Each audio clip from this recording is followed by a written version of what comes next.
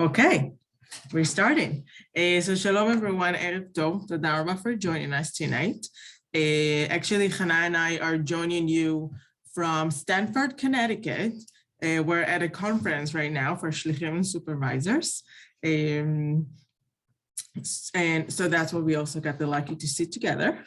So Hanna, she's right now a Shlicha in Madison, Wisconsin. And she will share the story of her grandmother, Savta Meira. I said it right, okay. Mm-hmm. And her family. As we talked, Hanna's grandma is 7th generation in Israel, what makes Hanna a 9th generation in Israel. She was a child when Israel was established, and Hanna grew up with different stories about those time and her grandma's family. So now Hanna will share with us some of these stories. I think if you have anything is not clear, you can ask while Hanna is talking, and if not, we will just have time for questions at the end. Mm-hmm. Okay, Yofi. Shalom. Okay, hi everyone. I'm so happy to be here.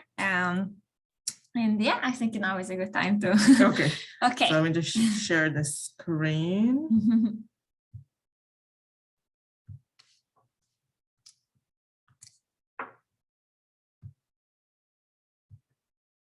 Okay. Ringa, don't look. Okay.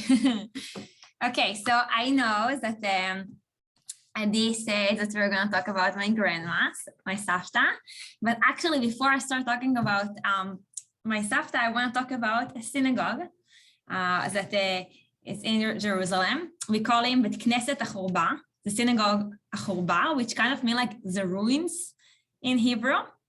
It's a very famous synagogue, and it's kind of like escorting my family throughout the generations. So even before my family came to Israel, so you can assume how long was that, in the beginning of the 18th century, there was the Aliyah of Rabbi Yehuda Hasid, like the Hasidic.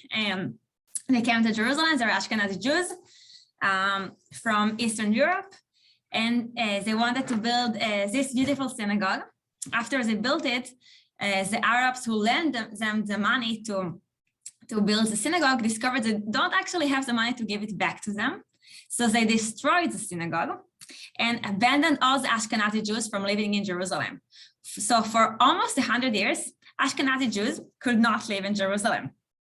And at the beginning of the 19th century, there was another aliyah of Talmidei Agra, the students of Gaon Vilna, the rabbi of Vilna. And they weren't necessarily like his students, but they were familiar with his Jewish philosophy, and they felt like his students. My family was among them. They came from Lithuania in around 1815. And this aliyah was a new Ashkenazi community with more money, and they could afford give back the money to the Arab who the Ashkenazi Jews owned them the money as a community, and they could finally come back to Jerusalem. So around that time, the Knesset HaChurba, which already got the name the ruins, was reestablished. And a few generations after that, my grandpa, Arav Aaron Levi Prague, was the gabbai. I'm sure you know what that is, even if it's in Hebrew, the gabbai of this synagogue. And in 1920, around that time, while he was a gabbai, the British mandate was already in Israel, and the governor, who was Jewish actually, the British governor, his name was Herbert Samuel, came in the Shabbat before Tisha B'Av. No, Shabbat after Tisha B'Av, after the fast, to the synagogue, and he prayed there as a Jewish person. And my grandgrandpa read from the Torah, and Herbert Samuel, the governor, said the blessings, and all the people felt like Messiah had come, and all the little kids yelled Mashiach, Mashiach, So this is like a story goes through my family. We are very proud of that. But so far Mashiach didn't come. And in 1948, when the Israeli country was established, and during the Independence War, the synagogue was ruined again by the Georgian soldiers. And if you can see the photo on the right down, this is how we saw for many years the synagogue. I remember as a kid going to Jerusalem, looking at that, and my family says, look, this was the synagogue that your grandma grew up at, and now it's ruined. We only have that remains. But in 2010, finally, the synagogue was rebuilt. And we still call him the Churba, like the ruins, because it just stuck with him. But finally, thank God, it's not the ruins anymore. My grandma was very thrilled and excited that it was built again. And I'm so happy that before she passed away, she had the ability to see it with her own eyes. So for her, it was kind of like the Messiah come to see in a Jewish state how the synagogue was rebuilt by Jewish people without being afraid it will be ruined again, I hope. And after we saw through this synagogue all the years of my family, I wanna just focus on my grandma, but I give you a task. I want you to remember at the end of our conversation, before I go, to remind me that to tell you another story, an actual story about this synagogue from the past recent years that I must share with you. Okay, but let's save it for the end. And now I want to start talking about my Savta. Okay, someone have questions so far that you want to ask? Okay.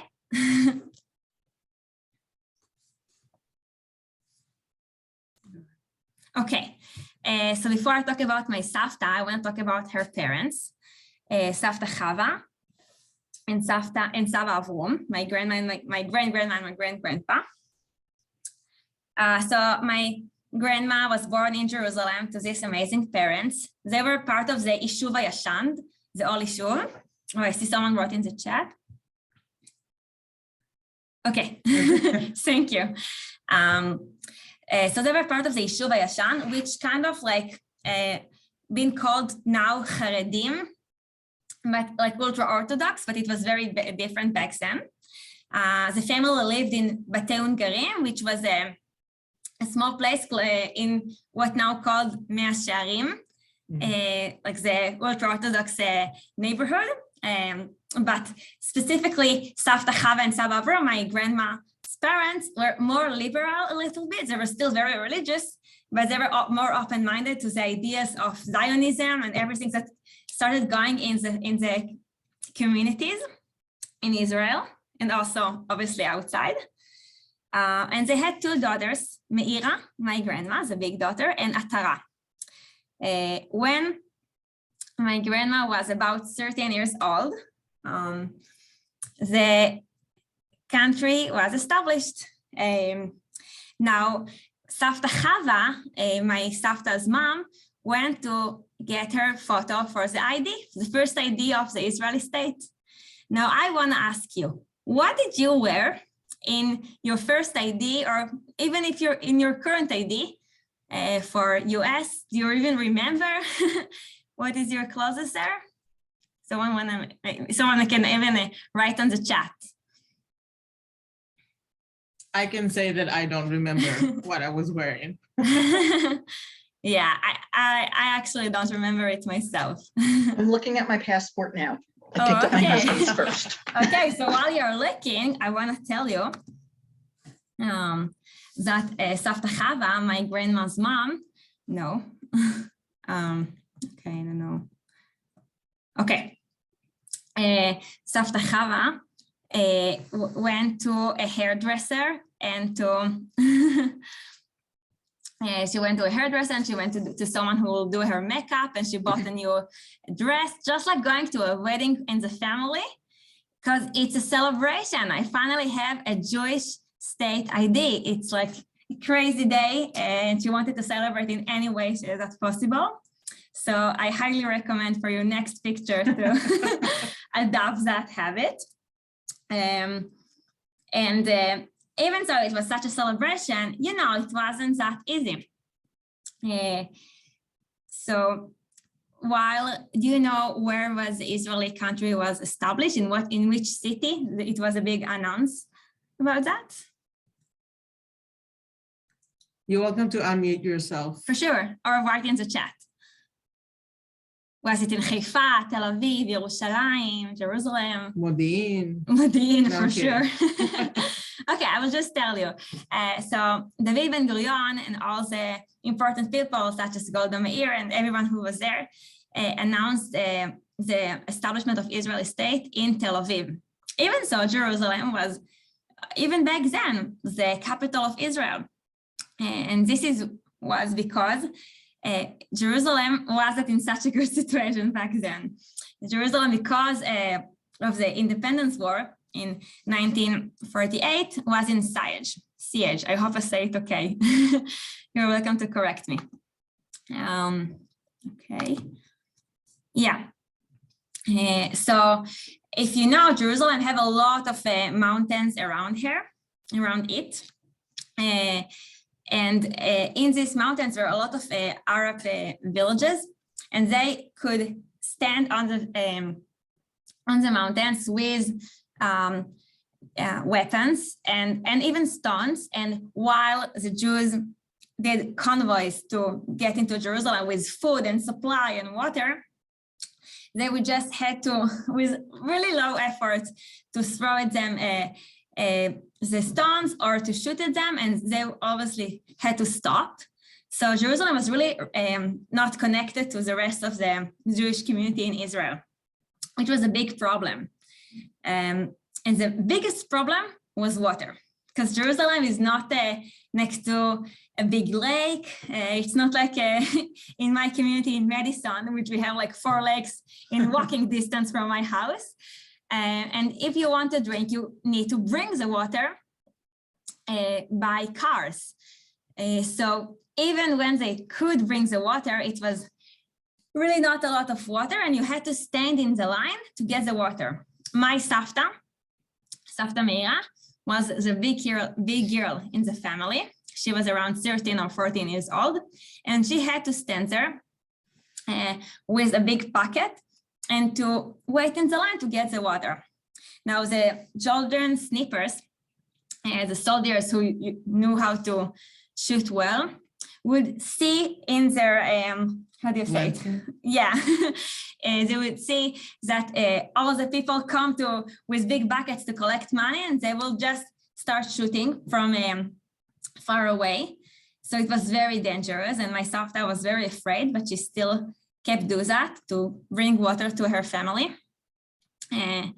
So that was like the first thing she always told us about that war.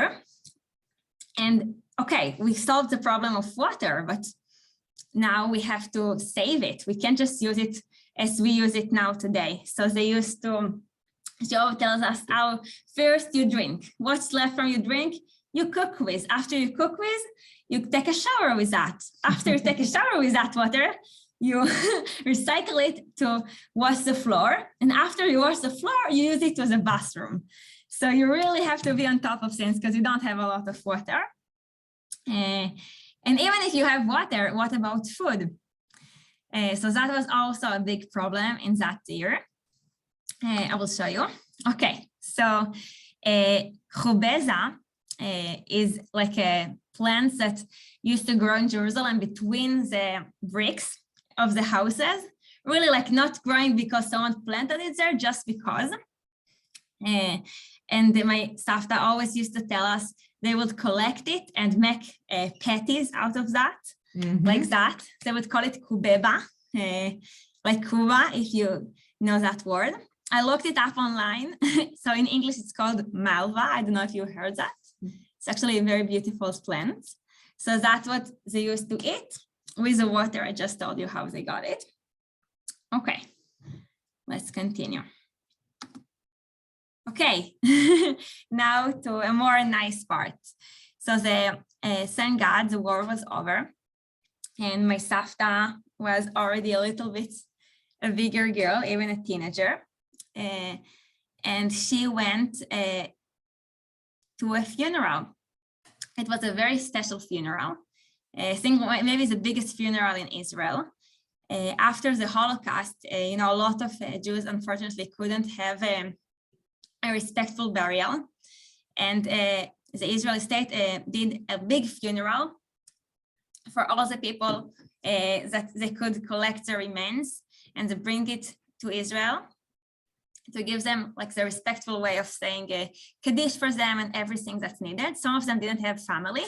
So all the teenagers in Israel were like, okay, we will be their family. We will go, we will respect them and give them like the last respect they deserve.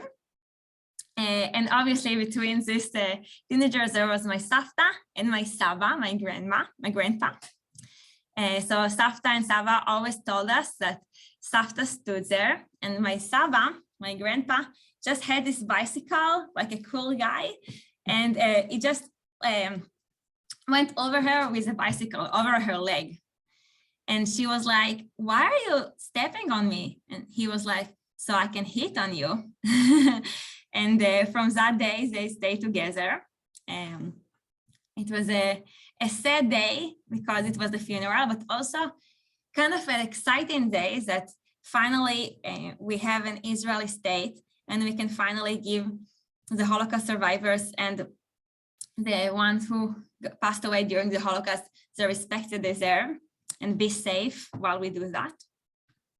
So this was like a special event in Israel, but also specifically to my family, because maybe without that I wouldn't have been born, if we think about it now. Okay, so my grandma finished her high school, and back then you could learn to be a teacher during your high school. It was a special programs mostly for girls. So that's what my grandma did. And after the high school, she went to be a soldier in the IDF in the Nachal. Nachal was a special unit that, how do I explain that? Okay, so back then, not only the safety was important, but also building the country. So the Nachal soldiers had to also go to new villages and help them with the agriculture and help them with the kids and everything they need to make sure we have enough ishuvim, enough villages. Now I will stop to ask you if you have questions or something you want to add.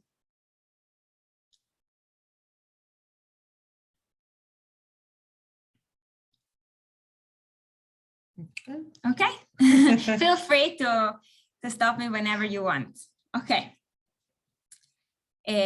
So my Savta was a soldier in Kibbutz and Surim, and my Saba was a combat soldier, but after he finished the service, he also joined my Savta in Kibbutz and Surim. Now, I want to ask you, do you know what is Kibbutz? I'm sure one of you at least know and wants to share with us. See Martin nodding his head. Okay, I will love to explain also by myself. So kibbutz is a very special form of living. I think Israel was the first that did that, and it's kind of like what in US we call like cooperative living together in terms also financially. But in Israel it was also like in big numbers, like 100 or 200 people sharing all their salary together. You give everything you need, everything you can to the kibbutz, and you get from the kibbutz what you need. Sometimes it's more than what you can give, and sometimes it's less. But in the generally speaking, you get everything you need. So this was the idea of the kibbutz. It was very popular at the beginning of the Israeli state. Now, most of the kibbutzim became more like regular villages, just a little bit more with community aspects, but we still have a few kibbutzim that are still working in the same financially aspect. So kibbutz Ein Tzurim was a kibbutz that used to be in Gush Etzion, which was close to Jerusalem. But after the Independence War, it was ruined, it was rebuilt again next to Kiryat Gat, which is more in the Negev, in the south. So my Savta and Saba lived there, and they also were in love, but they were still young. They didn't thought about getting married so young. But my Saba's dad, his name was Arav Eliezer. He was Oleh Chadash from Germany. And for him, going to Israel wasn't so easy. He didn't understand the culture so far and the languages. And also it was very hot for him. All the time, it was too hot.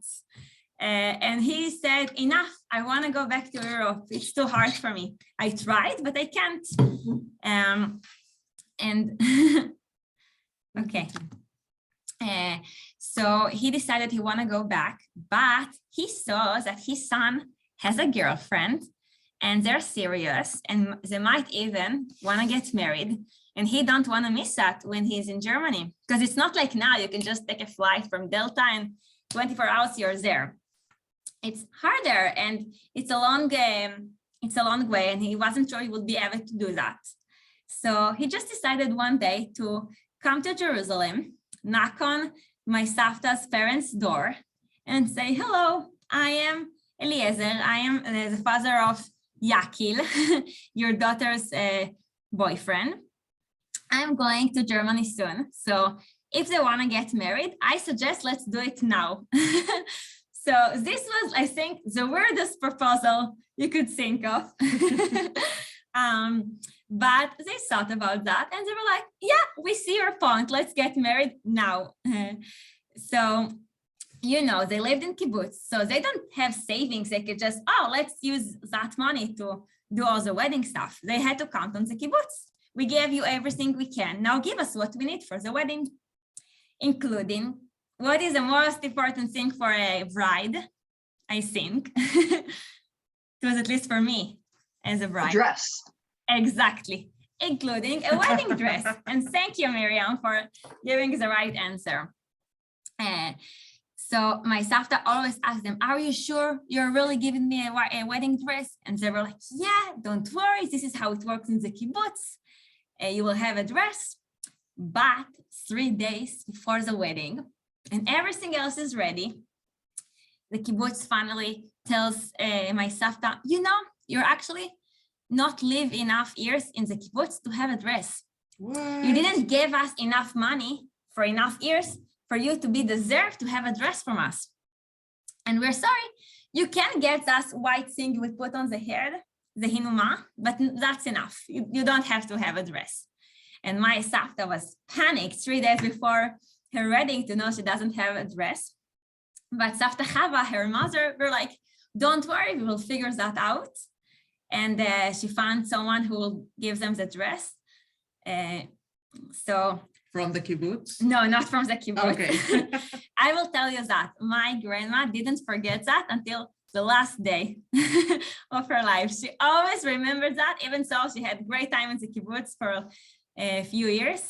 This was something she would never forget. But thank God, everything was okay at the end, and she had a beautiful wedding. If you can see, between her, we have Savta Chava, her mother, that also took care of the dress. And on the other hand, from the left, Savta Hanna, she was my grandpa's mom. And actually, I'm also named after her. My name is Hanna. So this is also nice for you to see that. They had a beautiful wedding. And then Saba Yakil, my grandpa, started working in the fields of the kibbutz as the one who is in charge of the irrigation of the water. Back then, they didn't call it fields, they called it the falcha, like palachim, the ones who works there. So this was my Saba. Okay, so my Savta Hanna doesn't carry a Havdalah candle. She's carrying candles as Ashkenazi. I assume it's not in every Ashkenazi community, but in our community it was a minhag, like a tradition that they have candles with them, like to light the way to the little kids that now build a new home. Thank you for the question. Okay, so back to my Saba. So he worked in the water, and my Savta, if you remember, she went to school before the army, and she knew how to be a teacher. So she also worked with the kids, and she had back then. She didn't work in the kids only in the kibbutz, but also outside of the kibbutz in other villages that were new. The Israeli states had a lot of olim chadashim. The population doubled herself in only a few years by olim chadashim, and most of them didn't know Hebrew, as you can assume, but some of them didn't even know how to read in the original language. They didn't even go to school in some of the places. It wasn't very common back then. And my grandma had so many kids that she had to teach. I will tell you how it looked like. We had 40 kids in a classroom, but we didn't even have room for that. So we had 40 kids in the morning shift, and then 40 kids in the classroom in the evening shift. So every day like that. And some of them, I say, no, didn't even know how to learn and what is cool. And if they didn't know, also their parents didn't know. And their parents, most of them were like, yeah, that sounds nice, but we actually need money and they can go to work. So thank you for your offer, but I actually want them in the fields with me. And I don't judge them for that because it was really not in their culture to think that it's important. So my grandma used to go to their houses and try to explain to them in the simplest language, because they didn't even know Hebrew, why it will be so important for them and for their kids to go to school. So sometimes the kids came late, or sometimes she had to come to their houses and drag them to school. And she always told us that story about a student that said, okay, I will come to school. He was in the evening shift and he said, okay, I will work during the day and then I will come. But then he looked in the time and he saw, whoa, I'm late. So he just came straight from the fields on a monkey, because that's how he used to work in the fields. And he entered the classroom with a monkey. Monkey? No monkey. Donkey. Donkey. I knew something sounds off. Yeah, like sitting on a donkey. Thank you, Adi, for being there for us. And as you can assume, there wasn't a lot of studying in that day, but it's hard to study when you have a donkey in your classroom. So this was what she remembered. Okay, I see someone wrote in the chat something. Where were these families coming from where school was not a priority? Okay, thank you for the question. So the Aliyah back then was really from all over. I think in a lot of villages from Eastern Europe and also in a lot of villages from Morocco. It wasn't very common back then, but obviously in the big cities, in every country it was common. So there was a big gap between the people who came from very big cities, very like oriented people, and some people who really didn't even know how to read at all in any languages. So that was the problem. Now, if you remember, during that time, my Saba, my grandpa, is working with the water, make sure that all the fields get all the water they need. But he really wanted to do more than that. He was like, I'm smart. I can contribute in a more sophisticated way to the kibbutz and to myself. And he said, I want to go to the university, learn how to be an engineer for water, and to make sure everything is more efficient and good. And also to maybe even make it better. But the kibbutz said, wait, we have a line to who goes to the university, and you're young, you can wait. Some people here wait even for 10 years. So let's give them the money to go to the university first, and maybe later we'll think about you. And after the dress, and after that, my Savta and Saba said, enough is enough. Okay, we're leaving. We understood. Kibbutz is a nice idea, but we want to go to the university, and this is not how we are going to do that. So they left. The kibbutz, and they moved to Haifa. Oh, I'm sorry, I missed that picture. This is my Savta, and a lot of kids that she was a teacher of them. Very cute. All the kids are cute, and if you can even see that they look from different countries and very diverse, but happy, because actually going to school is a privilege, and sometimes we forget that in our efficient countries now. Okay, so they moved to Haifa, and my Saba, my grandpa, went to the university that's called the Technion. It's one of the best universities even now in Israel, and they were very proud of that. And after a few years, also my grandma could go to the university and learn how to be an advisor in school, which is a little bit more advanced. And then she was working in high schools in Haifa, and they had 5 kids. One of them is my dad. So from that, it became a very big family. And I can tell you that my grandma never forgot the whole thing of education. It was the most important thing for her in the world. Maybe because of what she had to go through with the parents, that she really had to explain to them why education is important. It became her thing. So she could walk in Haifa streets and see kids that you can see that their parents didn't go to the university, and maybe they didn't even thought about it by themselves. She would just stop and talk with them. And then she would ask them, I'm sorry, have you heard about the Technion University? And they were like, no, what's that? And she was like, oh, it's a good place. I really think you should go there. I think you will enjoy it. Maybe you should work good in school. So in a few years, you will be able to go to the Technion, okay? Think about it. And a few years later, a lot of people came to her and tell her, because of you, I actually went to school and I finished my high school and even get to the university. Because before that, I didn't even think about it as a relevant option for me. So she was always about looking for the people who need. And she always gave tzedakah, but that wasn't like the big thing. The big thing was like, I don't want them to need tzedakah. I want them to give tzedakah and to be educated and to have enough money and tools to do that by themselves. So that was my Savta. And she got a big family that we are very happy about, and she was very proud of. And a few years ago, she passed away, but she was happy to achieve everything she achieved and have such a beautiful family. Yeah, and now I'm open for questions. I'm curious, where are you in the picture? I was a little girl. Yeah. Can we find you? I am the one who's sitting in the right. Oh, right here. Yeah.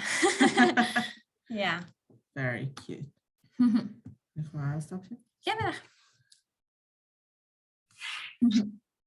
Any questions, thoughts, comments? And remember, you had to remind me something. I want to see who remembered. What do we have to remind me? I put it in the chat so you wouldn't forget. Do you want to read it for us?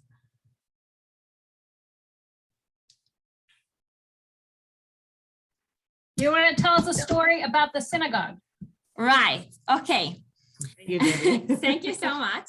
So thank you all for remembering that. So a few years ago, I was 19 and I was in the army and I was dating my boyfriend, Oz. Now my boyfriend is my husband and we are Shlichim together in Madison. And I will tell you something. Going to your house of your boyfriend for the first time is intimidating a little bit. And don't believe it to someone who say differently. I'm sure you can all agree with me. So I was about to go to his house, but the problem is not just the house of his family, it's also that his grandpa is actually kind of famous around our community. He's a big rabbi. His name is Arav Yoel Binun. And I was afraid because I also meet a big rabbi for the first time, and I have to be like impressive. And I also meet the family of my boyfriend. So I was kind of nervous. And it was my first Shabbat there. And the first time I saw the grandpa. And Oz told me before, listen, every time my grandpa comes, he brings the questions that no one knows. And don't be afraid if you don't know. It's okay. We also don't know. That's our grandpa. He's super smart. And for some reason, he assumed we know all of that stuff. So I was like, okay, I just will sit there and be quiet.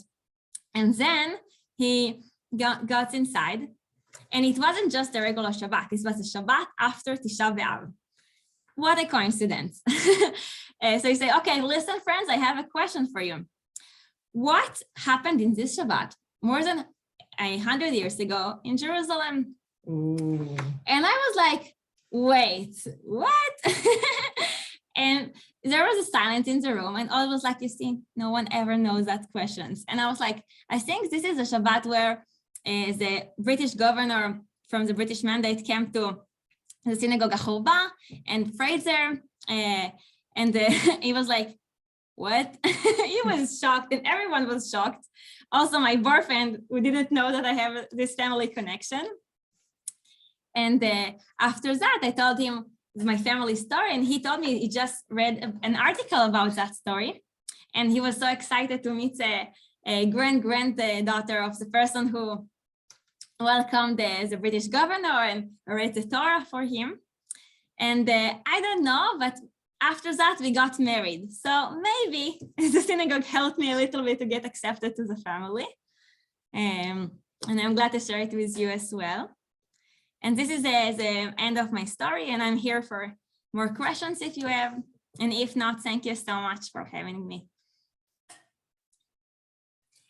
Carol, I see you unmuted. Do you have a question? Hi, yes, thank you. In the picture of your family that you showed right at the end, there is a woman holding a little baby of color. Okay. So so can you explain that story?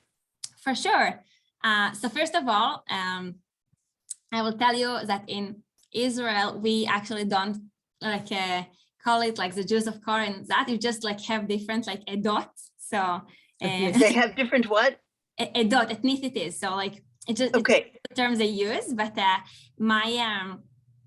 my aunt and uncle, after they raised 3 amazing kids, they wanted to give good life to 2 kids that couldn't have good life without them.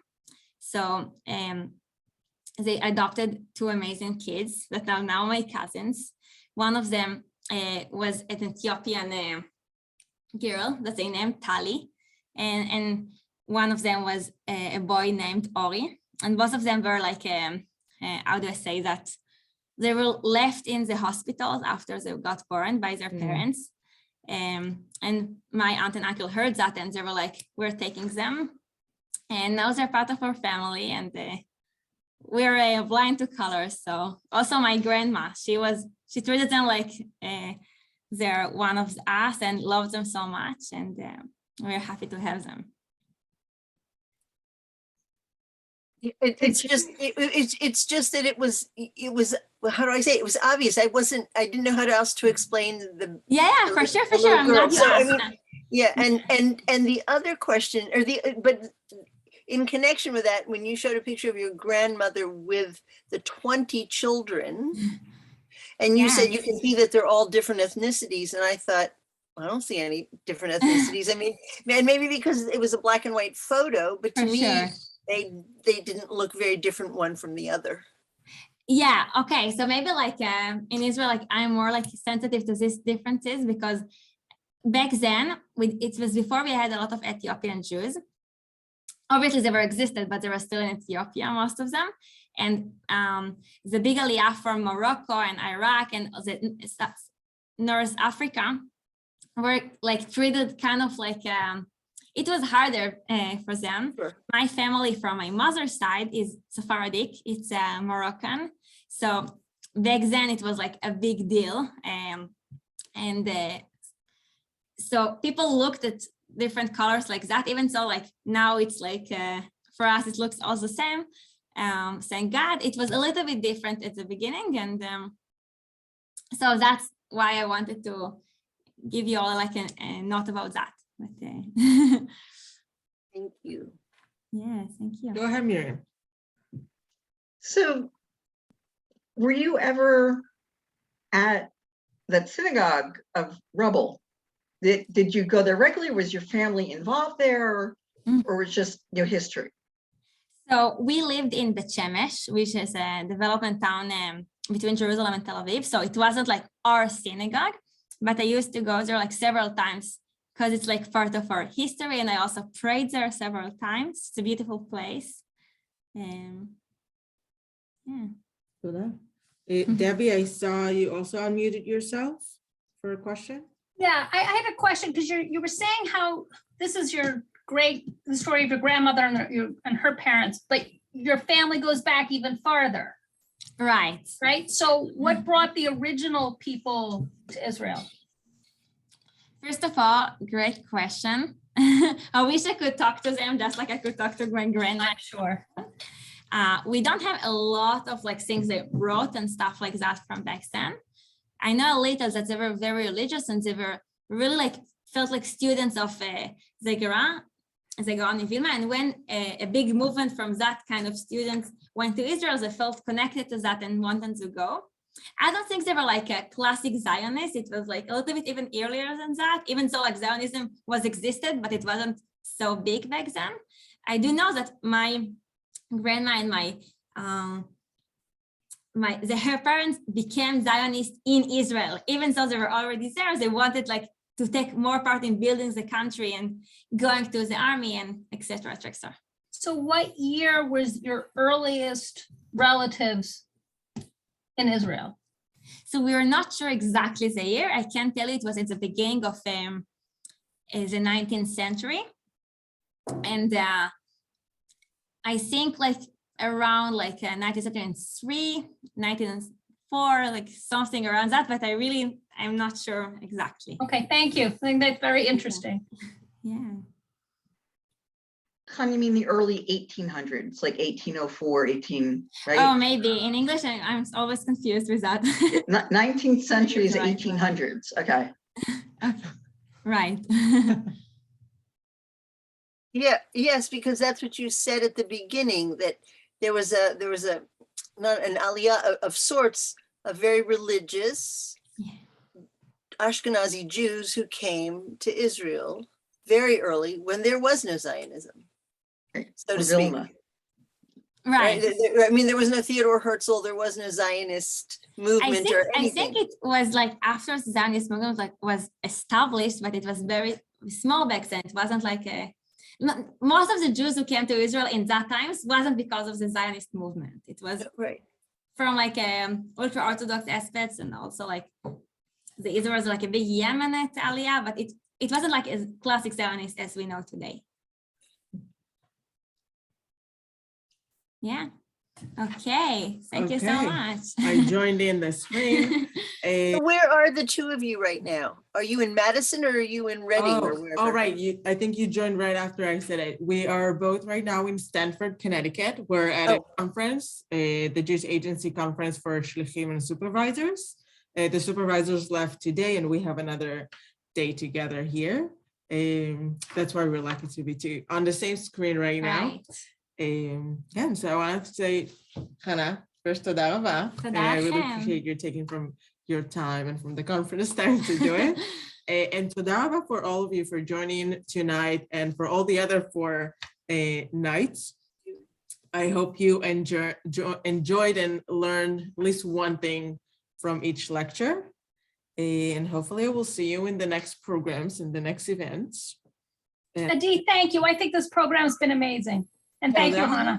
Thank you. Yes, thank you. Thank you. תודה רבה, and לילה טוב. And I will send you, if anyone wants the recording, let me know, I can forward that to you. Okay, לילה Thank you. Nice Thank to- you very much. Thank you.